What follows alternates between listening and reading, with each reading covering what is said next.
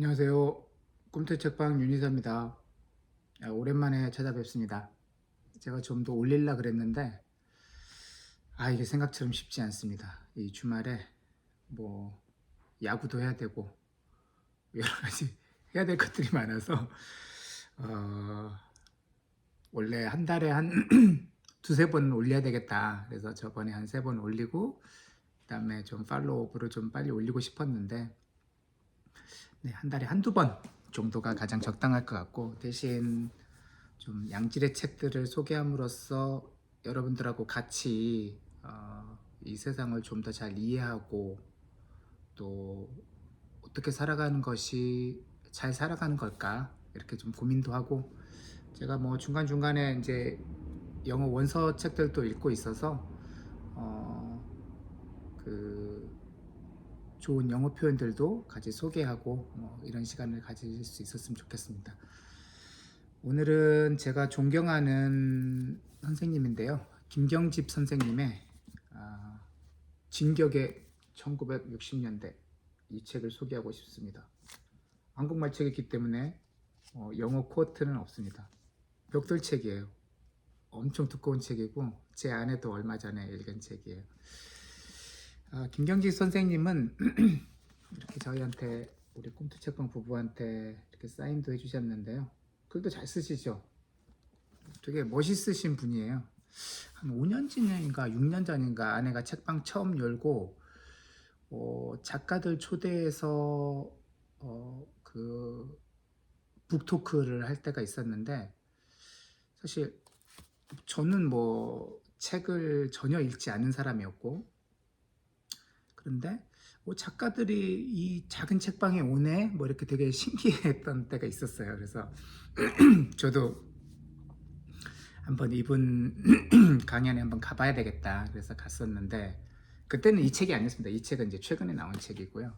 그때는 제가 어떤 책이었는지 정확하게 기억이 안 나는데 아니면 그 제너럴한 렉처였을 수도 있었을 것 같아요.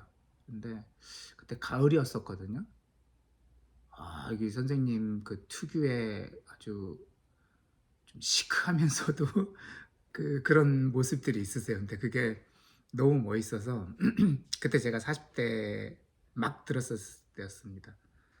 아주 뭐라 그래야 될까요? 인생에 대해서 고민도 많고 사춘기, 네, 어른들이 겪는 사춘기를 겪고 있어서 굉장히 힘들고 그렇게 어려울 때였었는데, 선생님이 강연하시고 이런 모습 보고, 또 가을이잖아요.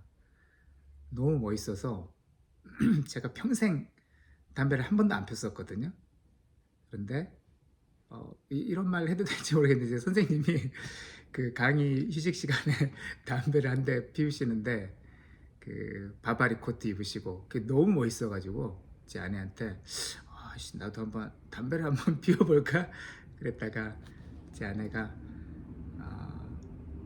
뽀뽀하고 싶지 않으면 하지 말아라 그래서 담배는 안 피우게 됐는데, 어쨌든 그만큼 굉장히 통찰력 있으시고 굉장히 멋있으셔서 야, 이런 분처럼 한번 되고 싶다라는 생각을 많이 했었고요.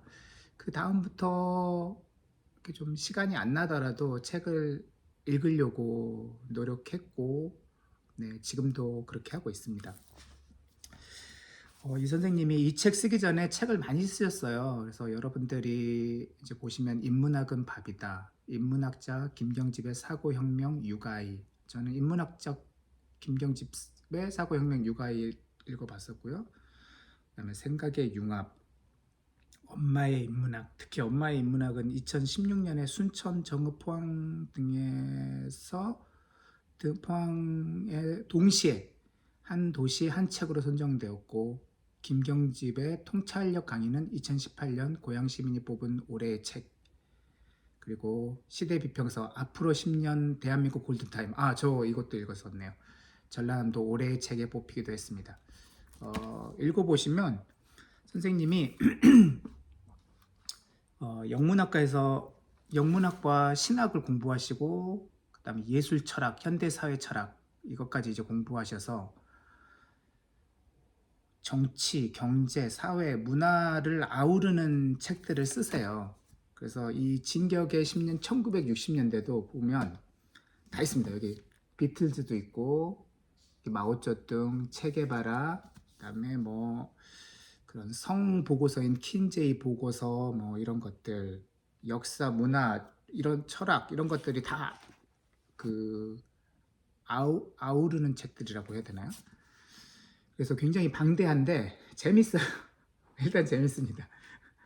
어, 이렇게 예를 들어서 역사에 너무 깊이 들어가서 이거 뭐 예전 뭐 대서양 그 횡단 시대 뭐 이런 것들도 다루고 하니까 이거 너무 그 정보가 많은데 힘든데, 그러면은 비틀스 나와서 이거 재밌는 이야기 나오고 그렇기 때문에 쉽게 읽을 수 있는 책이에요. 그래서 벽돌책이긴 하지만 쉽고, 대신 역사, 정치, 문화 이런 것들을 관통하기 때문에 앞으로 어떻게 살아야 될지, 그리고 우리나라는 어떻게 돼야 되고 세계는 어떻게 흘러가야 될지, 이거에 대해서 많은 통찰력을 주는 책이었습니다. 제가 한번 읽고 이번 그 북 리뷰 준비하면서 한 번 더 읽었는데 또 새로워요. 왜냐면 워낙 방대합니다. 그다음에 전 세계를 다루고 1960년대에 이런 일어났던 사건들이 정말 전 세계적인 그런 것들이었기 때문에 뭐 호주도 다루고 중국도 다루고 쿠바, 뭐 그다음에 뭐 체코 여기들도 다루고요. 그다음에 문화, 말씀드렸던 이제 문화도 다루고, 또 우리나라의 그런 그 4.19 혁명이라든가, 그다음에 전태일 열사 분신 사건, 이런 것까지 다 다루기 때문에 아주 뭐랄까요, 그때는 제가 다 이해하고 대단한 책이다 생각했는데, 구체적인 그런 팩트들 이런 것들은 이거 다시 읽는 것처럼 새롭더라고요.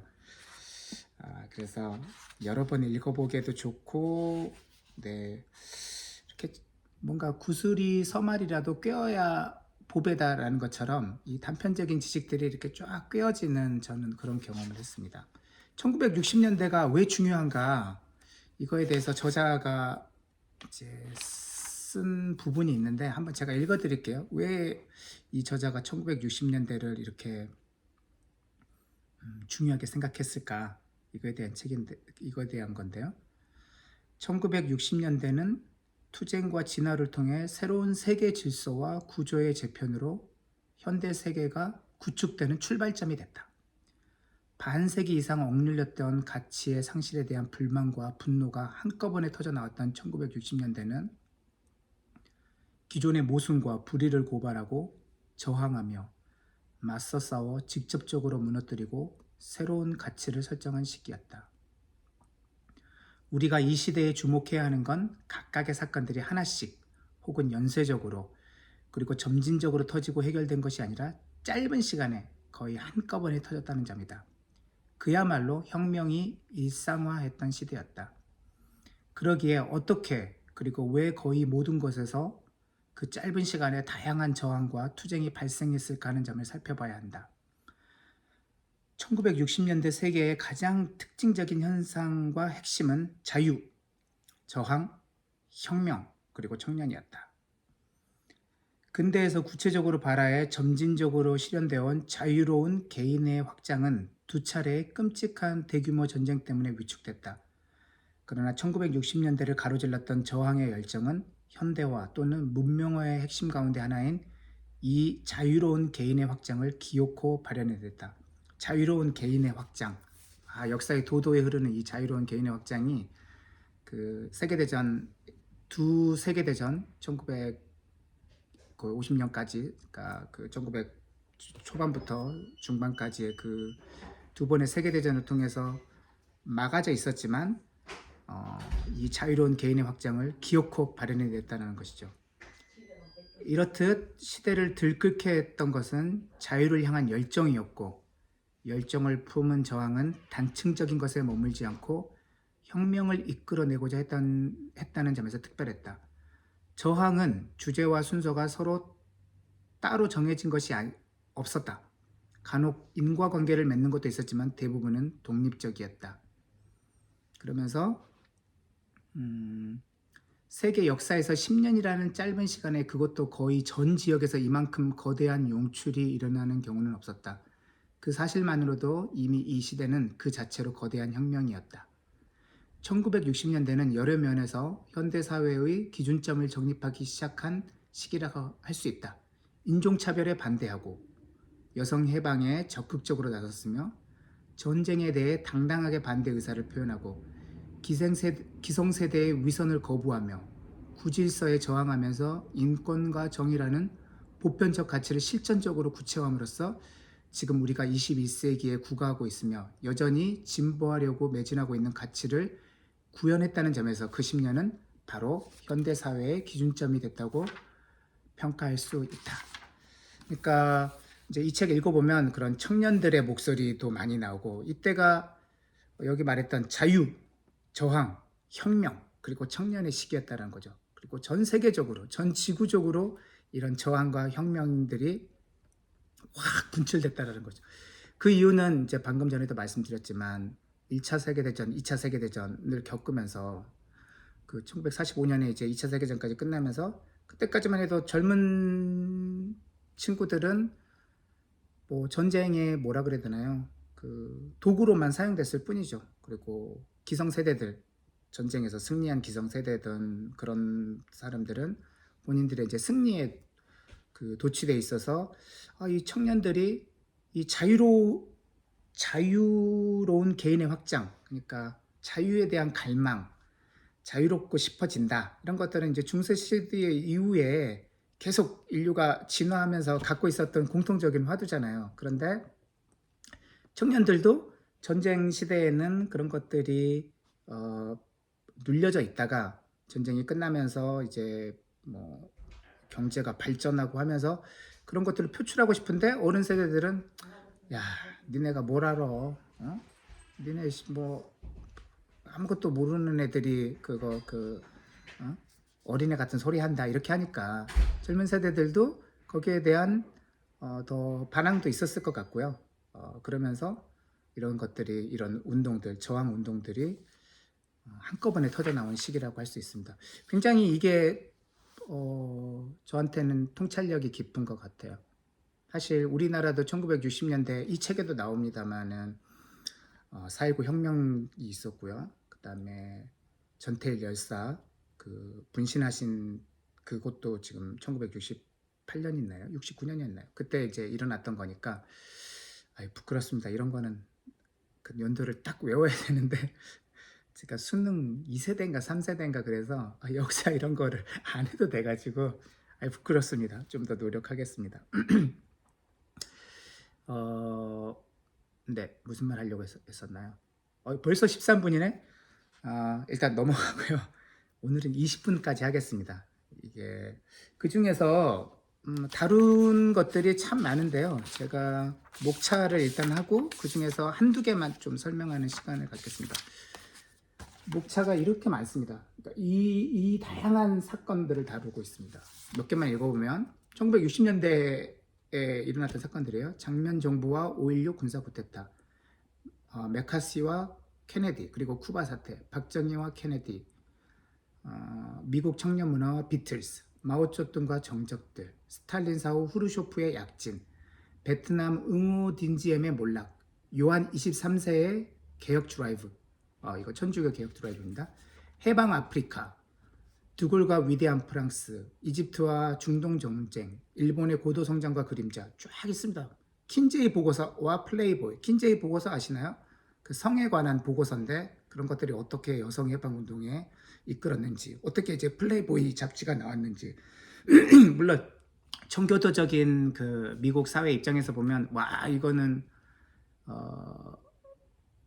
예수가 말한 대로, 예수가 말한 건 아니겠지만 뭐 성서에서 이렇게 뭐 한 대로 예수가 올 때가 다 되지 않았느냐, 그렇게 지금 타락하는 거냐 이런 걸로 보지만 사실은 또 어떤 관점에서는 여성이라든가 그런 성 억압 이런 것들에서 벗어나서 성을 이렇게 뭐 이렇게 어둡고 그런 존재가 아니라 또 밝은 대로 끌어냈다라는 그런 긍정적인 그런 거는 또 있을 수 있잖아요. 그래서 이제 이런 것들에 대해서도 이야기하고 인권 운동, I have a dream 마틴 루터킹 목사의 그것도 이때 일어나고요. 그 다음에 베트남 전쟁 반대, 일본 좌파, 그 다음에 문화 대혁명, 아파르테이트와 넬슨 만델라, 오스트레일리아, 아폴로 11호와 달 착륙, 이런 것들에 대해서 전체적으로 다 다루고 있습니다. 이것들이 분절된 사건일 수도 있지만 또 연결된 사건일 수도 있고, 그래서 그 많은 것 중에 저는 어떤 것들이 가장 관심이 있었냐면, 물론 이제 비틀즈도 관심이 있었어요. 비틀즈가 1964년에 미국 방문하잖아요. 이 책에 다 나옵니다. 비틀즈가 어떻게 탄생됐고 어떤 영향을 미쳤는지도 다 나왔는데 재밌어요. 그러니까 문화에도 조예가 깊으신 것 같아요. 선생님 강연을 몇 번 들었는데 BTS가 어떻게 세계적인 아티스트가 되었는지 그분의 또 통찰력이 또 있어요. 그런 것들, 왜 RM이 칼 융의 Map of Soul, 영혼의 지도, 이 책 읽고 앨범 만들고 하잖아요. 그런 것들이 하이브가 자유로움을 주고 알아서 하게끔 하는 이런 것들. 문학에도 조예가 예술에도 조예가 깊으신 분입니다. 그래서 1964년 미국에 방문했을 때 어떤 어떤 주의 공연을 갔는데, 그때는 이제 흑인 차별이 아직도 있었을 때니까 흑인과 백인의 자리를 분리해 놓은 거예요. 그래서 비틀즈가 씨름 공연 안 하겠다. 그래서 결국은 그거 관철시키고 1965년, 66년에 다시 미국 방문할 때는 계약서 자체에 인종차별을 금지시켜버리는 아주 아방그라드한 인물이었죠. 어저께였나요? 다시 이제 팔레스타인과 이스라엘이 다시 이제 전쟁이 일어나게 되는데, 비틀즈 이매진 곡은 물론 1972년에 나온 걸로 알고 있는데, 거기 보면 나라도 없고 싸우지도 않고 그런 나라를 상상해봐라. 우리 요즘 표현으로는 아나키즘, 무정부주의고 이상주의고 평화주의고 이런 것들인데, 저는 그렇게 생각합니다. 그런 꿈을 한번 꿔야죠. 그래야지 평화도 일어나는 거지. 언제까지 우리 이념이 맞기 때문에 우리는 이걸 할 수밖에 없다, 그런 정당화하는 그런 것들은 아닌 것 같습니다. 제 개인적인 생각으로는. 그래서 이런 비틀즈도 다뤘고요. 그 다음에 68혁명 들어보셨나요? 프랑스에서 일어난 혁명인데, 저는 이 책 읽기 전까지 한 번도 안 들어봤어요. 정말 좀 부끄럽기도 하고 안타깝습니다. 이 중요한 혁명을 제가 수능에 세계사가 안 나왔었나, 나와도 조금 나왔었나, 그래서 아마 스킵했었던 것 같아요. 아예 이 세계사에 대해서 무지했었던 것 같아요.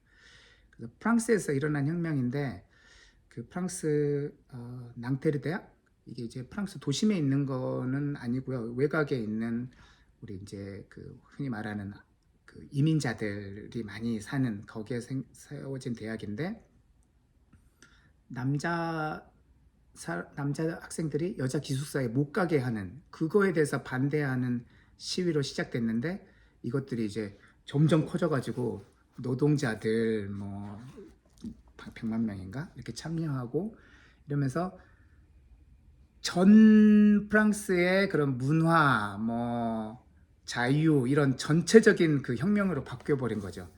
그래서 예전에 이제 사르코지가 대통령 되고 나서 뭐라 그랬냐면, 68혁명을 도덕과 권위, 국가 정체성 위기의 근원으로서 청산되어야 할 유산으로 지목을 했죠. 그래서 프랑스 발전을 위해서는 빌어먹을 주 35시간 노동제를 뜯어 고쳐야 하고, 권위가 있는 학교를 회복해야 한다고 주장하면서 무상교육을 철폐하고 공권력을 회복하겠다고 선언했다. 그래서 이에 대해서 68혁명의 주역이었던 콩방디 의원이 68혁명 40주년을 기념한 2006년 리베레이션인 것 같아요. 리베라시옹지에 기고한 글에서 대놓고 사르코지에게 이런 야유를 보냈다. 지금 이제 말씀드리는 건 68혁명이 뭘 주장했고 뭘 관철시켰는지 말씀드리는 거예요. 죄송합니다. 그렇다. 당시 국영 라디오와 TV에 자유와 자율의 바람을 불어넣은 게 우리 죄다. 그게 사르코지 대통령을 기분 나쁘게 했나 보다. 학교와 대학과 공장 안에서 자율과 민주주의를 꿈꾼 게 우리 죄다. 집에서처럼 직장에서도 정의와 평등을 꿈꾼 게 우리 죄다. 그게 사르코지의 기분을 잡치게 했나 보다. 드골주의자, 마르크스주의자, 공산주의자, 노동조합과 경영자의 독단을 제어한 것이 우리 죄다. 여성과 남성이 자유로이 자기 몸에 대해 결정하는 오늘날의 세상. 여성들이 낙태를 선택할 권리를 가진 오늘날의 세상을 만든 것이 우리 죄다. 분명히 사르코지에게 기분 좋은 일은 아닐 것이다. 평등과 연대와 자유의 욕망을 가졌던 것이 우리의 어쩔 수 없는 죄다. 환경주의적이고 사회복지적인 세계화를 꿈꾼 것이 우리의 어쩔 수 없는 죄다. 진공청소기가 모든 것을 해결할 수 없고 경찰이 모든 것을 할 수 없다고 믿은 게 우리의 어쩔 수 없는 죄다. 그러면서 이제 사르코지를 비판한 거죠. 근데 사르코지도 사실은 68혁명의 그 정신의 그 결실을 그 과일을 따먹은 사람이기도 해요. 여기 보면 이혼 경력 등의 화려한 사생활에 헝가리 출신 유대계의 뿌리가 있는 이전 같으면 주류에 편입될 수 없었을 니콜라 사르코지 전 프랑스 대통령이 당선될 수 있었던 것도 68혁명의 덕분이라고 할 수 있다. 사람들은 사르코지가 교양을 결여한 격한 성격과 카를라 브루니와의 품위를 벗어난 결혼생활, 카를라 브루니가 이렇게 저렇게 뭐 좀 유명하죠. 결혼생활에도 불구하고 프랑스 대통령직을 수행할 수 있었다는 사실 자체가 68혁명이 가지고 온 큰 변화의 결과 중 하나였음을 지적했다. 이 말이 무슨 말이냐면 68혁명의 그 캐치프레이즈가 금지된 것을 금지하라. 그러니까 이제 지금까지 뭐 대통령은 뭐 이래야 돼. 아주 뭐 반듯한 가정에서 자라서 뭐 이렇게 해야 돼. 그런데 이혼 경력도 있죠. 헝가리 출신 유대계 뿌리가 있죠. 절대 이제 주류에 편입될 수 없는 건데 그런 평등, 자유, 억압에서의 자유 이런 것들을 주장했던 68혁명의 그런 과실을 이제 따먹은 사람이 이걸 68혁명을 이렇게 이제 반대했다는 것도 재밌습니다. 그래서 금지한 것을 금지하라. 이것도 멋진 말인 것 같아요. 제가 그 자유하면 늘 떠오르는 말이 그리스인 조르바 썼던 니코스 카잔스키스의 그 무덤에 이런 말이 있다고 하더라고요. 나는 아무것도 두렵지 않다. 나는 아무것도 바라지 않는다. 나는 자유다. 원래 젊었을 때는 이런 것들이 빨리빨리 툭툭툭 나왔는데 이게 나이 드니까 빨리 안 나옵니다. 네. 어쨌든 이 1960년대가 이제 그런 사회였었는데 재밌는 건 이분이 철학을 공부하셨잖아요. 그래서 종교가 이제 가장 보수적인 곳이잖아요. 30분까지 할게요. 종교가 가장 보수적인 곳인데 종교에서도 이런 거의 혁명이라고 불릴 수 있는 그런 개혁들이 일어났다라는 거를 이분이 설명하고 계십니다. 그래서 그거 전에 1960년대 또 중요한 게 유럽 식민지였던 아프리카, 유럽이 이제 말도 안 되게 1876년인가요? 그때 이제 독일에서 회의하면서 줄 쫙 긋고 너 이거 가져, 너 이거 가져, 너 이거 가져 이런 거 해서 원래는 이제 아프리카에는 그런 나라 구분이 없었잖아요. 그래서 막 줄 쫙 그었는데 뭐 같은 민족인데 뭐 이렇게 나눠진 경우도 있었고 그래서 어려움들이 많았었죠. 근데 1960년 그 해가 아프리카의 해인데 그 해만 17개 나라가 독립했다고 했나요? 그래서 1960년대 전체에 아프리카 나라들이 굉장히 많이 독립합니다. 이것들도 그 자유를 향한 그런 열정 이런 것들이 이때 이제 과실을 많이 맺기 시작하죠. 종교에서는 우리가 이제 그 천주교가 사실 뭐 서양 역사상에 큰 영향력을 많이 미쳤으니까요. 요즘도 우리 그 바티칸의 그 교황께서 영향력을 많이 미치시죠. 이분이 아주 뭐 이렇게 좀 개혁적인 것들을 많이 하려고 하시고 그런데 바티칸 공의회가 제1차 바티칸 공의회가 1869년에서 1870년, 지금으로부터 한 100년 전에 일어났고 1962년에 2차 바티칸 공의회가 개최됩니다. 그러니까 1차 바티칸 공의회가 개최된 이후로 한 100년 만에 일어난 거죠. 이 공의회가 천주교에서 이 공의회가 많이 개최되지 않았다고 하더라고요. 우리가 들어봤던 그 뭐였나요? 첫 번째 니키아 공의회였던가요? 네, 그게 한 300년 뭐 후반대인가 그때 있었던 것 같고 거의 없었다 그러더라고요. 공의회가 거의 없었는데 1962년에 2차 바티칸 공의회가 개최되는데 이때 당시 교황이 어떤 분이었냐면 요한 23세라고 나이가 많이 드신 분이었었어요.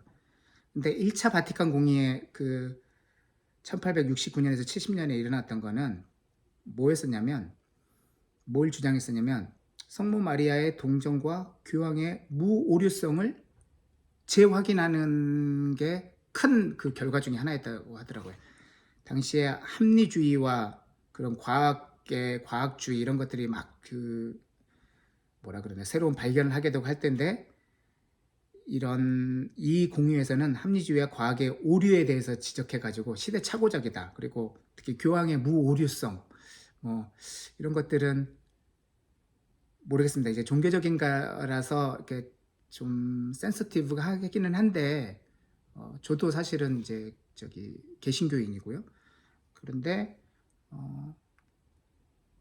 그 지금 상황이나 이 당시 상황으로 보면 교황의 무오류성, 네, 이거에 대해서는 사실 컨트로버셜하죠. 근데 1869년 70년 대에는 이렇게 그냥 딱 정해버린 거죠. 그래서 어쨌든 1962년에 이 요한 23세, 저 들어본 것 같아요. 어렸을 때 요한 23세가 나이가 드신 분인데도 굉장히 개혁적인 분이셨어요.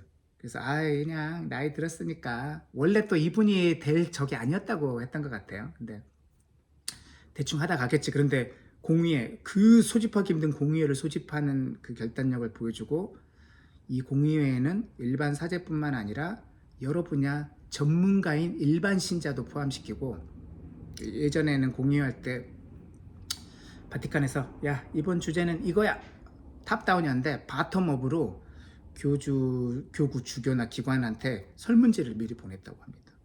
그리고 이 교황께서는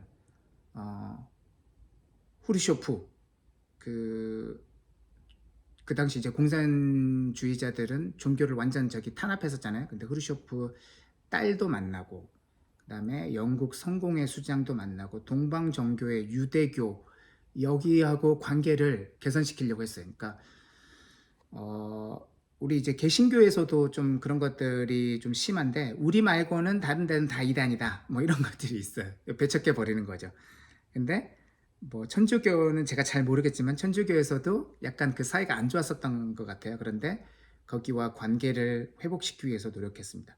이분이 이제 연로하신 분이었기 때문에 또 그 암이 있었나? 그래서 빨리 돌아가시고 2차 바티칸 공의회까지 개최하시고 그 다음부터는 그러니까 그 바오로 6세가 이어받았는데 이 바티칸 공의회가요 1965년 4차 회의까지 계속됩니다. 1962년부터 65년까지. 그래서 이 바오로 6세는 1963년 2차 회의부터 이제 주재하시게 됐는데 전쟁에 반대하시고 복지를 찬성해서 이런 말까지 했다고 하네요.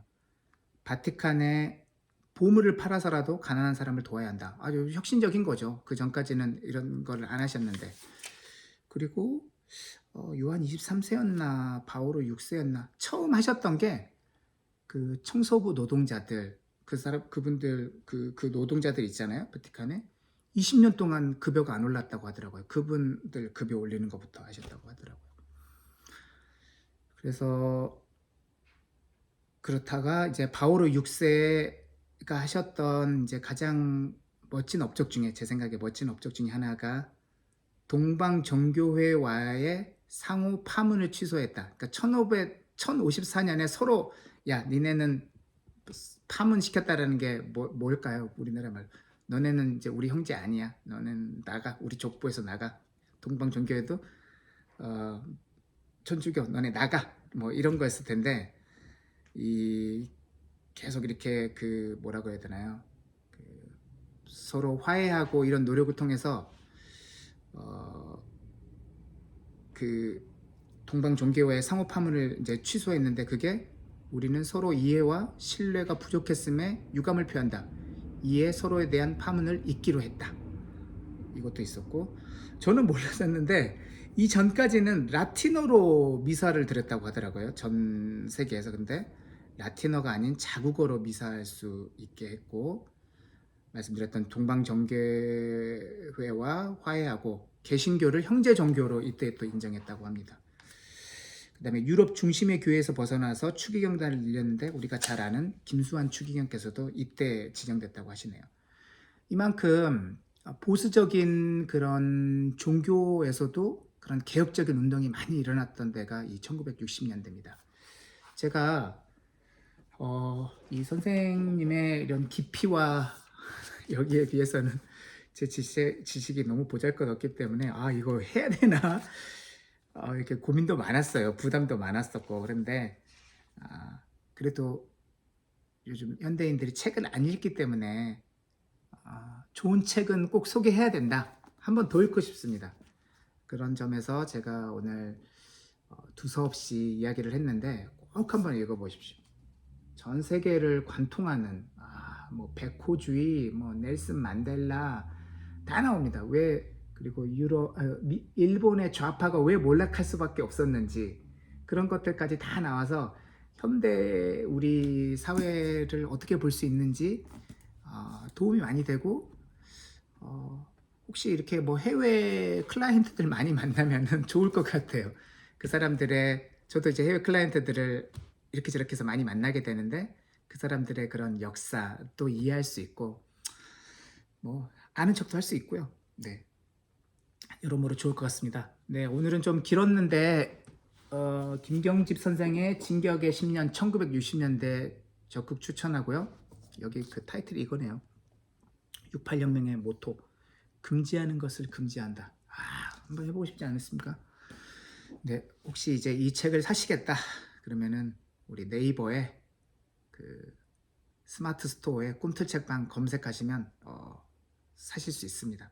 이 작은 책방들이 동네에서 우리 안의 책방을 홍보하는 게 아니고 꼭 우리 안의 책방이 아니더라도 이 작은 책방들이 있어야지 이런 민주주의의 그런 풀뿌리 운동, 그래서 토론하면서 생각하고 이런 것들을 할 수 있는 것 같아요. 그래서 대형 서점도 좋지만 이 작은 서점에서 구입해 주시길 바랍니다. 감사합니다. 다음 달에 뵐게요.